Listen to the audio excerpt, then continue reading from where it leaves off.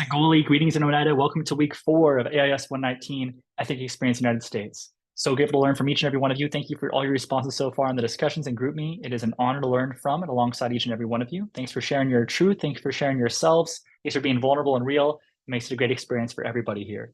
So week 4 here in our syllabus, looking at Chicano, Latino, or Latinx, also known as, and that X can also be for the nonconformity to gender, and also this notion of idea to indigenous people. So that X can be a notion of reclaiming that, or the idea that we didn't cross the border crossed us, that for many of the indigenous peoples here, we know today as Mexico and South America would have been indigenous peoples before. Settlers had came at one point as well too. Also do this week here is your cover letter and LinkedIn. Be sure to get that on your discussions on Canvas. Be sure to have for your LinkedIn, it can be from previously from this class, or you create it for the assignment and either take a screenshot of that or a link to that, just use for your professional networking. And it can be a great device for yourself and your career and networking and helping yourself in your career. So that's going to be for your assignment this week, and also your weekly responses, of course, after you do all the readings and videos. Readings here, we'll look at those briefly, and you can also read the abstract, introduction, conclusion, and skim these of the racialization of Mexican American and Puerto Ricans, 1890s and 1930s, and still falling through the cracks, revisiting the Latina education pipeline. So we'll talk about that as well too. Here's a song by Los Tigres del Norte, Somos Más Americanos, and it's talking about how 8 different states, including California, Texas, Oregon, Arizona, Nevada, Colorado, Utah, others, they used to be part of Mexico. And at one point they became part of the United States. And before that, there were indigenous peoples before as Mexico as well too. So just this idea of somos más Americanos, that we are more Americans than people who have been coming here as settlers as well too.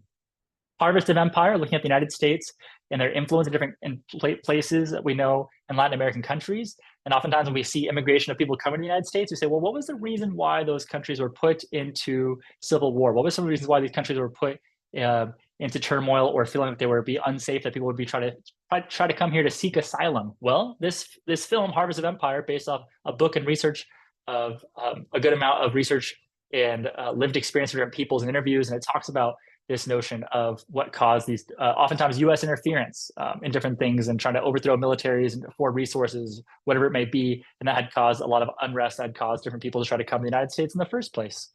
And we're looking right here at the Latino education and economic progress, running faster but still behind. And we'll talk about that more in a minute. Looking at Sonia Sotomayor, the first Hispanic, first Latina being a judge, a Supreme Court judge. Looking at the life of Cesar Chavez, an American civil rights activist. Looking at that film Blue Beetle and some of the interesting politics it talks about. One of the things it talks about there is a School of the Americas, which was a School of the Americas was used for, it'll talk about it in Harvest of the Empire, but it was how they would train these dictators at the School of Americas, the United States, then to go to these different Latin American countries to try to then overthrow, to be these paramilitaries. So they would be these puppet militaries from the United States. So they train them up, they have these connections with them. So it'd be kind of handpicked, chosen leaders that would try to become these dictators of these Latin American countries that would cause unrest, and actually use it as a key plot point in Blue Beetle as well too, which is pretty interesting for a DC movie. And then also looking at this, how an immigrant's farm worker beat the odds to become a NASA astronaut, and what can I do with a Chicano Latina studies major from a UC Irvine perspective. So check that out, and I want to see your cover letter, your LinkedIn, your cover letter. It's no specific format it has to be. I suggest doing what I learned during my administrative writing classes, which is an IUE. The first one's about you, what makes you stand out from the rest of the pack, this stack of papers, why should they catch the attention by learning about you? That's the I paragraph. The U paragraph is the research you've done about the organization itself. What makes them, you're talking about them, why they're so great, what makes you want to be a part of them. And then the we is talking about why it'll be mutually beneficial to have you all collaborating together, working together, while that will be for the benefit of both of you for doing that we. So that's the IUE. But again, you can Google Harvard cover letter templates. You can Google whatever job you want to do. I'd recommend Googling cover letters and then trying to match to use that as a template, and then to stand out from the pack, use your creativity. And that is week 4, people. And before we go on, let me just read really quickly some excerpts from the readings here. So this one's a racialization of Mexican Americans and Puerto Ricans. Let's read the abstract together. This article describes the basic processes of racialization. The paper begins by analyzing how Mexican Americans and Puerto Ricans were racialized during the first decades of the 20th century. This was a significant time when the ideologies of scientific racism and imperialism became part of the popular culture. It was also a time when Puerto Rico and Mexicans were being colonized, both in their nations of origin and other diasporic homelands. While there is some significant descriptive work of contemporary racialization in the Chicano and Boricua experience, very little comparative and theoretical understanding supports these efforts. By looking at the patterns that emerge in the process of subordinating, controlling, and classifying Mexican Americans and Puerto Ricans, we gain a perspective on the role of colonialism, both internal and external, as well as the role of class and gender and racialization, as well as we begin to create the basis for a theoretically grounded perspective on racialization. So it's important to learn a lot of the things in the past. One of the reasons why we learn about history is we don't make the same mistakes, but you'll see a lot of the same ideas are used today, where people will blame issues on immigrants, will simultaneously call people lazy at the same time exploiting people for labor as well too, below minimum wage, and as a seen as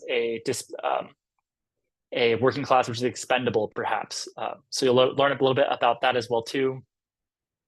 Then this is called slipping through the cracks, and this notion that this is the article, and it one of the charts it shows is that if you look at these different people from different ethnicities, if you start with on average 100 students, that as you go through high school, bachelor's, graduate, doctorate degree, that then the first number listed is for females, second number listed is for males. The idea of just how that number looks like for Latinos, Latinas compared to some of the other ethnicities as well too. And while there has been some improvement over the years as well too, those numbers still are not fully there. So this article kind of talks about what are some of those reasons why. How can teachers reach out to students better? How can we connect and educate with peoples better, and educating people about the power of education in terms of economic development, socioeconomic status improvement for ourselves and for our families as well too, and just what could be those barriers for it as well too in terms of financial things or whatever reasons that can stop people from doing it. But also you have this right here, these groups where it's disaggregated. Aggregates is a fancy word for saying the aggregate is like the total number, the sum area. So disaggregate would be if you're looking at Latinos, Latinas, looking at different groups within that data as well too, and what that numbers look like. So just even looking here for Latinos, Latinas, you're looking at for a doctorate, it's like 0.3 compared to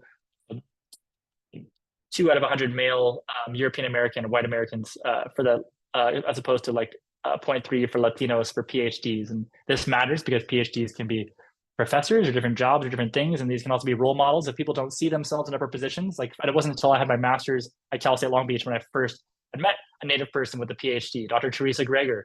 I was like, wow, I didn't even know that was possible. And that's a lot of education. It's seeing people look like yourself and being in that system to be able to help and support you as well too. So there's just some of the takeaways there as well too. Definitely check out some of these different charts and graphs as well to get a better idea of this. This is the percentage of the students aged 25 and older attaining a bachelor's degree.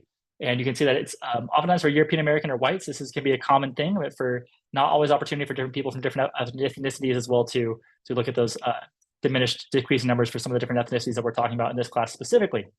Again, a reminder that all people come from different ethnicities, all people have a history and culture, so some people have forgotten along the way. So with that being said, people, you are a human being who is worthy of love. Thanks for being here for week 4. Looking forward to your discussions, looking forward to your cover letter on LinkedIn, looking forward to your GroupMe talking circle. Yawanko, Guadalupe, Unugiwala. Thank you. I love you until next time in Oneida. If ain't nobody loves you, Dr. Reed loves you. Have a great day, people. Take care. Thank you so much.